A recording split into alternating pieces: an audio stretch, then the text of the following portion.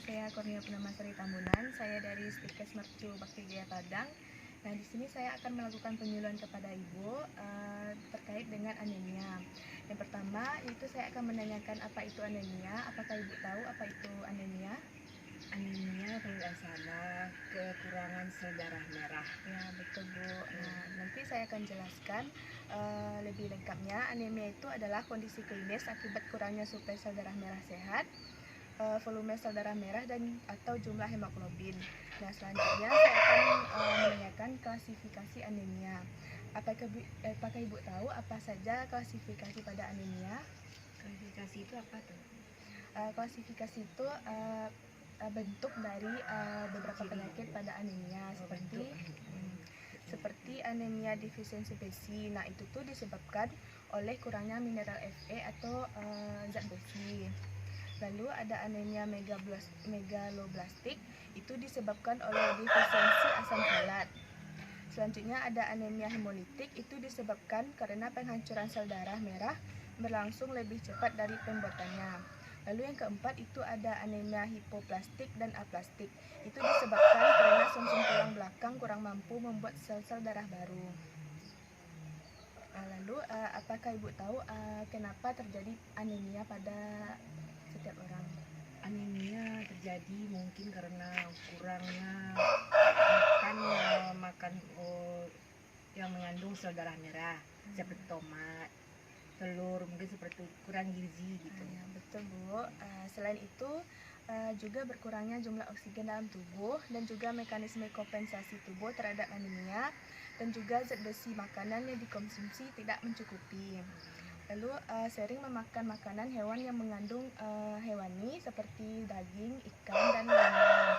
Lalu kurang mengkonsumsi makanan nabati itu seperti sayuran dan juga kurang mengkonsumsi buah-buahan.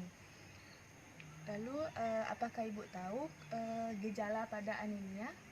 Gejala anemia biasanya sering pusing, sering lemas, tidak bertenaga. Ya, betul. Lalu kulit terlihat pucat dan juga lebih cepat mengantuk.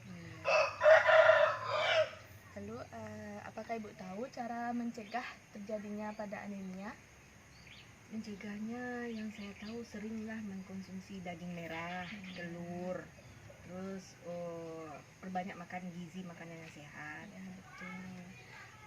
Lalu mengurangi konsumsi minuman berkafein. Pasti Ibu sering minum kopi. Jadi itu kita kurangi ya Bu supaya tidak terjadi pada anemia.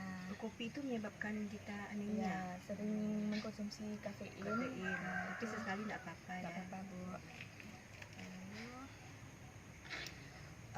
Diagnosis atau pemeriksaan anemia itu bisa dilakukan dengan cara pemeriksaan sel darah merah dan juga hemoglobin, dan juga kita bisa melakukan tes jumlah retikulosit dan juga tes kadar zat besi, asam folat, vitamin B12, mineral dan juga vitamin. Nah, beberapa tes ini kita dilakukan oleh tenaga profesional seperti dokter atau perawat dan bidang yang lainnya Bu.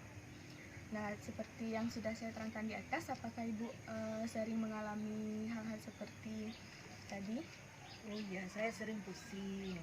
Saya kira mungkin mata yang bermasalah, cepat lemas, tidak bertenaga, terus dia sering mengantuk. Nah, itu biasanya itu hampir setiap hari dirasakan hal yang sedemikian.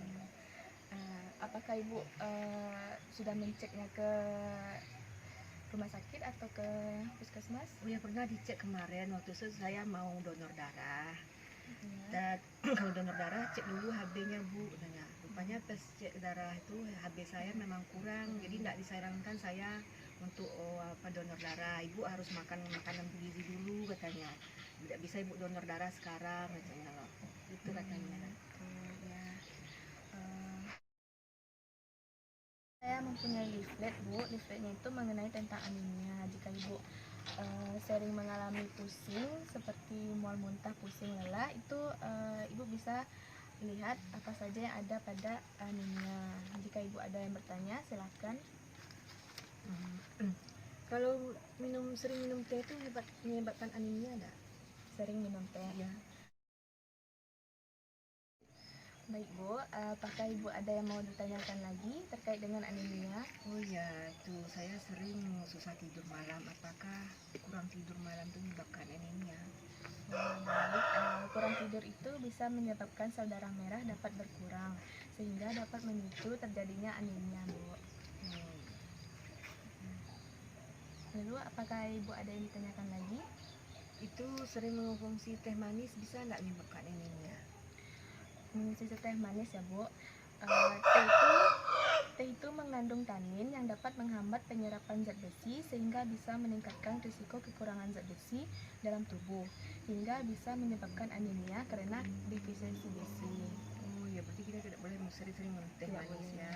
Sekali-sekali boleh ya Bu. Ya, ya. Ya, segitu aja pertanyaan saya. Baik, baik Bu, pertemuan kita hari ini kita akhiri ya Bu. Terima kasih atas kerjasamanya. Saya ucapkan Assalamualaikum warahmatullahi wabarakatuh.